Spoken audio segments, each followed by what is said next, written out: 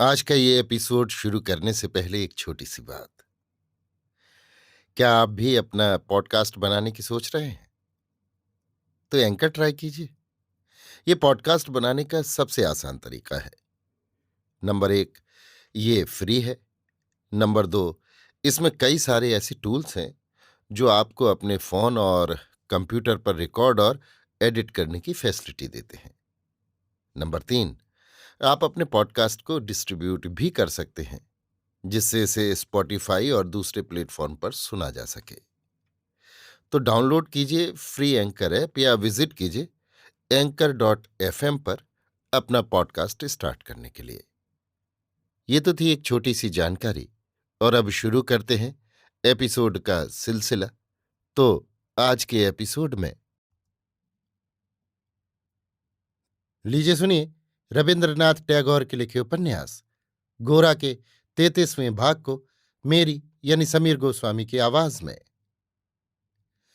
परेश बाबू घर आकर ललिता को देखते ही समझ गए कि ये उद्दंड लड़की जरूर कोई अनोखी बात करके वहां से आई है। जिज्ञासा भरी दृष्टि से उनके मुंह की ओर देखते ही वो बोल उठी, बाबूजी मैं चली आई हूं, किसी तरह वहां नहीं रह सकी। परेश बाबू ने पूछा, क्यों चली आई, क्या हुआ? ललिता ने कहा, गोरा बाबू को मजिस्ट्रेट ने कैद की सजा दी है। गोरा इसके बीच में कहां से आ पड़ा, कैसे उसे जेल हुआ, ये परेश बाबू कुछ न समझ सके। ललिता से सब समाचार सुनकर कुछ देर तक वे दुखी होते रहे। उसके बाद गोरा की मां की बात सोचकर उनका चित्त और भी दुखी हुआ। वे मन ही मन सोचने लगे कि चोर को जो दंड देना चाहिए था, वही दंड गोरा को भी देना मजिस्ट्रेट के लिए सर्वथा धर्म विरुद्ध कार्य हुआ है। मनुष्य के प्रति मनुष्य का अनिष्ट साधन संसार की और सब हिंसाओं से कितना भयानक है, ये कहा नहीं जा सकता। उसके पीछे समाज की शक्ति और राजा की शक्ति ने एक साथ मिलकर उसे कैसा भयानक कर दिया है। ये दृश्य गोरा के कारागार की बात सुनकर उनकी आंखों के सामने प्रत्यक्ष हो गया। परेश बाबू को इस प्रकार चुप हो सोचते देख ललिता उत्साहित होकर बोल उठी, अच्छा बाबूजी आप ही कहिए, क्या ये घोर अन्याय नहीं है? परेश बाबू ने अपने स्वाभाविक शांत भाव से कहा, गोरा ने कब क्या किया है ये हम ठीक नहीं जानते। हाँ इतना कह सकते हैं, गोरा अपनी कर्तव्य बुद्धि की प्रबलता के झोंके में आकर सहसा अपने अधिकार की सीमा पार कर सकता है। किंतु अंग्रेजी भाषा में जिसको क्राइम कहते हैं, वो गोरा के लिए एकदम प्रकृति विरुद्ध है, इसमें कुछ भी संदेह नहीं। किंतु हम लोग क्या करें, वो समय अनुसार काम नहीं करता। आजकल का जो न्याय है उस पर विचार नहीं करता। जिस जमाने का ख्याल उसके दिमाग में घुसा है, अब वो जमाना नहीं। इस समय जानबूझकर अपराध करने का जो दंड है, वही भूल से भी करने का दंड है। दोनों प्रकार के कैदी एक ही जेल में एक साथ ठूंसे जाते हैं। ऐसा क्यों होता है, इसका दोष एक ही आदमी के माथे मढ़ा नहीं जा सकता। कितने ही लोग इस दोष के भागी हैं। एकाएक इस प्रसंग को रोककर परेश बाबू पूछ बैठे, तुम किसके साथ आई हो? ललिता ने साहस करके कहा, विनय बाबू के साथ। बाहर से वो चाहे जितनी प्रबलता प्रकट करती, किंतु उसके भीतर दुर्बलता थी। विनय बाबू के साथ आने की बात कहते समय लाख चेष्टा करने पर भी उसका स्वर स्वाभाविक नहीं रहा। उसमें कुछ विकार आ ही गया। लज्जा से बचने के लिए खूब सावधान रहने पर भी ना मालूम कहाँ से कुछ लज्जा आ ही गई। चेहरे पर लज्जा का भाव छा गया है, ये समझकर उसे और भी लज्जा हुई। परेश बाबू इस उद्दत स्वभाव की लड़की को अपनी और लड़कियों के अलावा कुछ अधिक प्यार करते थे। इसके व्यवहार की और लोगों के द्वारा निंदा होने पर भी उसके आचरण में जो सत्यनिष्ठा थी, उसे वे विशेष श्रद्धा की दृष्टि से देखते थे। वे जानते थे ललिता में जो दोष है, वही लोगों की नज़र में विशेष रूप से पड़ेगा, किंतु इसमें जो गुण है, वो चाहे जितना ही दुर्लभ क्यों न हो, लोगों के निकट आदरणीय न होगा। परेश बाबू उसके दोष को न देख करके उसके गुण को ही यत्नपूर्वक आश्रय देते आए हैं।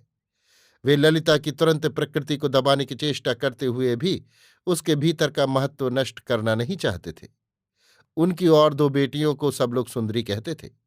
उनका रंग गोरा था, किंतु ललिता का रंग उन दोनों की अपेक्षा कुछ सांवला था। उसके चेहरे के सौंदर्य में भी भेद था। बरदा सुंदरी इसी कारण ललिता के लिए योग्य वर की बात चलाकर स्वामी के समीप सदा उद्वेग प्रकट करती थीं।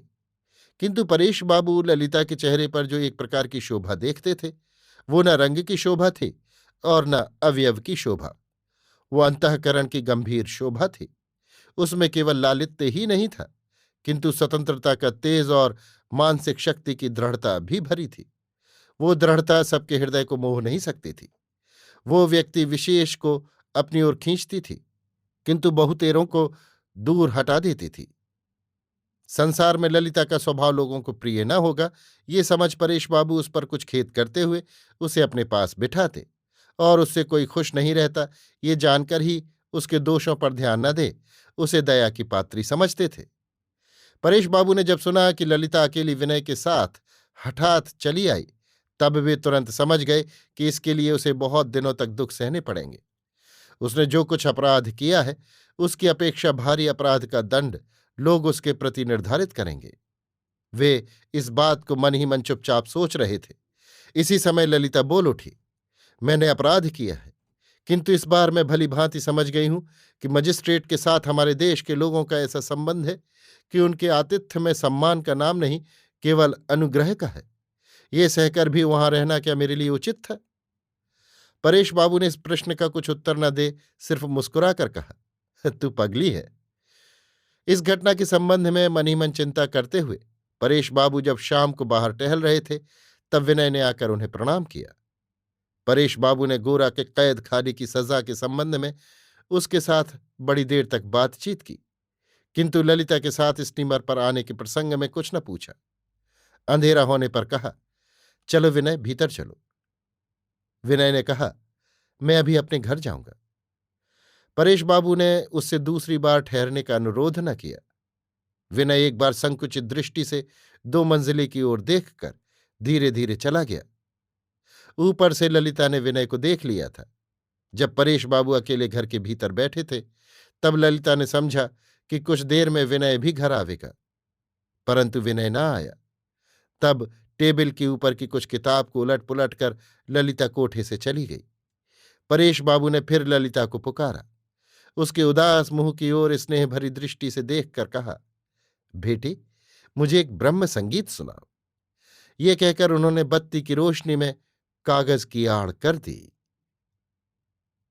अभी आप सुन रहे थे रविन्द्रनाथ टैगोर के लिखे उपन्यास गोरा के 33वें भाग को मेरी यानी समीर गोस्वामी की आवाज में।